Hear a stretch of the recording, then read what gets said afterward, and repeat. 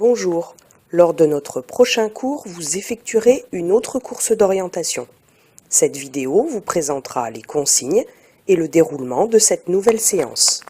En fait, cette séance sera quasiment identique à celle de la semaine dernière. Seules les cartes qui vous serviront de support seront modifiées. Mais vous devrez veiller à être plus rapide lors des 2 premiers exercices pour augmenter la durée de la course d'orientation par rapport à la semaine précédente. Alors, revisitons ensemble les différentes étapes. Avant de partir pour le premier exercice, nous indiquerons notre numéro d'équipe, nos prénoms et le numéro inscrit sur notre balise. Puis, afin de varier les lieux, nous éviterons de choisir un endroit déjà utilisé la semaine précédente et nous nous rendrons dans une direction opposée à la dernière séance. Dans tous les cas, nous ne devrons pas franchir les limites du City Stade à l'ouest, de la route au nord et de la fourche devant les jardins potagers au sud. Nous accrocherons la balise sans la cacher et nous indiquerons sa localisation très précisément sur les 2 plans. Nous veillerons à prendre des repères à 360 degrés tout autour de nous pour pouvoir localiser la balise avec une croix le plus précisément possible. Nous vérifierons qu'aucune équipe ne se trouve dans notre secteur afin d'éviter de confondre les balises pendant la course d'orientation. Enfin, nous devrons revenir très rapidement au point de départ.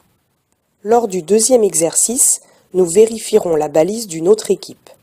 Avant de partir, nous indiquerons notre numéro d'équipe et nos prénoms. Nous nous y rendrons en courant pour ne pas perdre de temps et vérifierons l'emplacement exact. Nous entourerons oui si nous avons trouvé la balise à l'endroit indiqué et nous poinçonnerons la balise sur la fiche. Si par contre nous nous rendons compte qu'il y a une erreur de positionnement sur la carte, nous entourerons non et indiquerons par de nouvelles croix l'emplacement que nous jugerons correct. Enfin, nous reviendrons très rapidement au point de départ.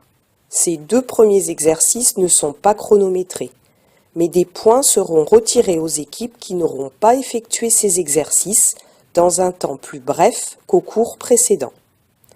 Ensuite, nous récupérerons notre fiche pour débuter notre course d'orientation qui sera, elle, chronométrée. Pour obtenir la meilleure note, il faudra, comme d'habitude, poinçonner les balises dans le meilleur temps, sans faire d'erreur, et réaliser des progrès par rapport à notre course d'orientation de la dernière séance. Lors de cette course, nous irons poinçonner les balises dans l'ordre de la fiche, de haut en bas, et nous reviendrons au point de départ à chaque fois pour faire vérifier notre poinçon. À chaque retour, nous devrons prendre notre temps pour localiser et mémoriser la balise suivante, car le plan général restera au point de départ. Nous resterons toujours en équipe et adapterons notre rythme de course pour que l'ensemble de l'équipe puisse suivre.